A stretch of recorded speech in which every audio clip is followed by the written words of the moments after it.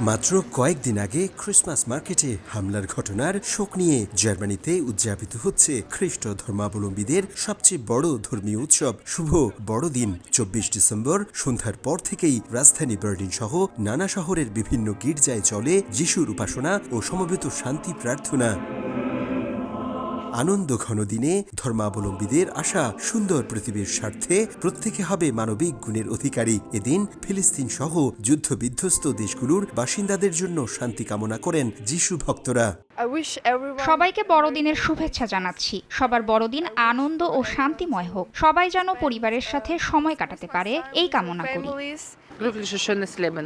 আজকের পবিত্র দিনের জন্য সবকিছু সম্পন্ন করেছি, সন্তানদের উপহার দিয়েছি। প্রার্থনা করি কোনো যুদ্ধ নয়, বিশ্বজুড়ে যেন শান্তি আসে। এমন দিনে ফিলিস্তিনে যেন শান্তি প্রতিষ্ঠা পায়। শুধু জার্মান নয়, দেশটিতে বসবাসরত খ্রিস্ট ধর্মাবলম্বী বাংলাদেশিরাও বড়দিন উদযাপন করছেন। দিনভর যিশু খ্রিস্টের আরাধনা, সমবেত সঙ্গীত আর সুস্বাদু খাবারের আয়োজন ছিল বরাবরের মতোই। এদিকে বড়দিনের উৎসব ঘিরে দেশটির সব নাগরিকদের উদ্দেশ্যে শুভেচ্ছা বাণী দিয়েছেন প্রেসিডেন্ট ফ্রাঙ্ক ভাল্টার স্টাইনমায়ার ও চ্যান্সেলর ওলাফ শলস। শান্তি ও সৌহার্দ্য স্থাপনের মাধ্যমে সবাইকে ঐক্যবদ্ধ থাকার আহ্বান জানান তারা।